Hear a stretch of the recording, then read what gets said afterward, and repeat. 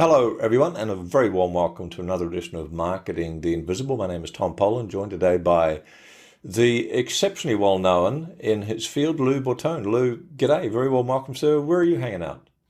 Thanks, Tom. I am in Portsmouth, New Hampshire, about an hour north of Boston. Great, and you got storms all around you, I believe. A little birdie Yes, it told is me. thundering and lightning and nasty out, but Wow, that's okay. exciting. But here in, Woohoo! in here in Manhattan, with my Yeah, on faux the background, it's lovely. on the So 77th floor in your penthouse suite. It's a misty morning by the look of it. yes, Folks, if you don't know Lou, he's been a pioneer and thought leader in the video space since the launch of YouTube back in 15 years ago, back in 2005. So he's been in that space as a specialist, refining and fine-tuning, and as an innovator at the leading edge of using videos online, which is just as well because the title is of this little of this little interview, I should say, is how to make your marketing videos more engaging and exciting. And Lou's going to share with you how to do that in just 7 minutes. Lou, our 7 minutes starts now. Let's kick off with question number one, which is who is your ideal client? my ideal client is usually a small business owner who understands the value and the importance of video marketing. A lot of folks come to me and say, "Oh, I really know I should be doing video, but I'm not comfortable with it or I'm not used to it." So usually folks come to me when they realize, yes, it's time to do video, but I'm not sure where to start. Right. Thank you, sir. And so question two, 6.5 minutes left. What's the problem you solve for them? For the most part, I help them overcome their fear of video. A lot of people have a fear of camera, fear of doing video. I Interesting. myself, as an introvert, never really like to be on camera, so I sort of empathize with that and help them Right. get over it.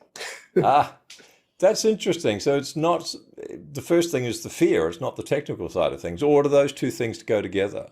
I think they do kind of go hand in hand. I mean, the fear of the camera is the main thing, but then it's like, okay, which webcam should I use? And is this microphone okay? And is Right. Zoom going to cooperate today? Right. Okay. Thank you for that. So just under 6 minutes left. What are some of the typical symptoms that people who have this fear, who don't understand the technology, they know they should be using videos to get more engagement, etc. But what's going on in their business or their lives that they could listen to or see and go, yep, I need to talk to Lou? I think it's mostly just procrastination. They just keep putting it off until Aha. they realize, oh my gosh, I've got to finish this. I've got to do it. And a lot of it has to do, I think, with the fact that they think it has to be perfect or really high quality, when in fact the message is usually more important than the quality. Interesting. Very interesting. So you've got these people that are aware they need to create an online video presence, that it needs to be engaging. They've been procrastinating. Let's say some of them move forward. What are some of the Mhm. common mistakes? This is question four, 5 minutes left. What are some of the common mistakes that people make when they're trying to get this happening? Again, I think that they think that the equipment alone may solve the problem. Like, okay, I'll start doing video when I get a better microphone. I'll start doing video when I get a better camera. When it's really like it's not about the equipment as much as it is about them wanting to put themselves out there and get their message out in a more powerful way. Right, right. So so thinking it's, Lance Armstrong wrote that book. It's not about the bike. What do we think about Lance Armstrong? Yeah, It wasn't I've, about the I've bike. got It was the about the Peloton drugs. on order. So as soon as I get that, I'll get in shape. So. Yeah. So it's not about the webcam. It's about the message. Any other mistakes that you find that people are coming to you, they're now clients of yours, but the stuff they say, well, I wish I'd done that before. It's Yeah, I think a lot of it's overwhelm, and they don't realize that, there's more than one way to skin a cat, and there's more than one way to do video. And sometimes that means, oh, I'll just narrate this PowerPoint, or I'll do a Camtasia or an animation. So I don't think I think they see that it's the traditional talking head video, and that's the only way to go. right. And do they get tripped up thinking they have to have like a lighting studio and a dedicated space and that sort of stuff? I think so. Yeah, they definitely think like, I've got to have the studio set up just right, and I've got to have, the perfect condition, and it's got to be quiet outside. When in truth, it's like, look, if you've got one of these, Yeah. you're good to go. Wow. So, Yeah. What a difference. No teleprompter required. So, right. thank you, sir. Question five, 3.5 minutes left. Mhm.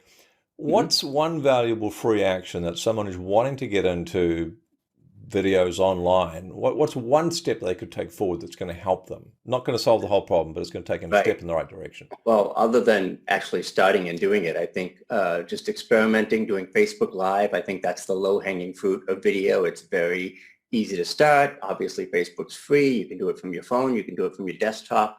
And I feel there's less pressure on Facebook. I think they've sort of lowered the bar almost on video. So right. Anything goes. Right. So people in that environment are used to something not being like it's professionally done by such and such in a Manhattan video studio. Right. Exactly. And so that whole thing about just doing one, just getting it done, getting it under your belt, building confidence. Thank you for that. Question 6, 2.5 minutes left. One valuable free resource I'm after that we could direct people to that's going to help them even more. Sure. I have a free mini course at loubortone.com/sizzle, I believe it is. Yeah. And it's just basically, talks about getting started, little tricks that you can do for editing. People get hung up on editing and thinking that, this has to be just right. So that helped folks kind of get over that initial hump and realizing that obviously the, helps you get the confidence to just start. Perfect. So that's Lou, L-O-U, Bortone, BORTONE.com/sizzle, loubortone.com/sizzle, in case you're listening to this on a podcast. If it's the video you're looking at, the link will be just down below. Question number 7, sir, and we've got 1.5 minutes left, ample time. What's the one question I should have asked you but didn't? And the answer, please. I think it may be, how did someone who's an introvert and doesn't like being on camera end up teaching people how to be on camera? Isn't life interesting? So how did that person end up on camera? It's funny because when I was in the television business, I was always behind the scenes doing marketing and promotion and nothing to do with on air whatsoever. Right. And when I started to first do video way back when, when YouTube first started, I was doing, goofy sketch comedy. Everything was just like, okay, what can I do to take the focus off me? I'll put my kids in the video. I'll put my dog in the video. One time I dressed up as Moses and did the 10 Commandments of online video. So it was all about like hiding behind all these costumes and props and things like that. Right. And after a while, I'm like, okay, well, I guess I don't need the costume. I'll just go up and do it. So fantastic. Very interesting. Lou Bortone, and I don't necessarily think that people have to dress up as Moses to do video, but that was my entree into it. It's an option. Yeah, you could pick Buddha, pick whoever. Okay. Lou, thanks so much for your time. It's been really interesting and very valuable. loubortone.com/sizzle. Go get it, folks. Cheers. My pleasure. Thank you so much. Thanks for checking out our Marketing the Invisible podcast. If you like what we're doing here, please head over to iTunes to subscribe, rate us, and leave us a review. It's very much appreciated. And if you want to generate 5 fresh leads in just 5 hours, then check out www.5hourchallenge.com.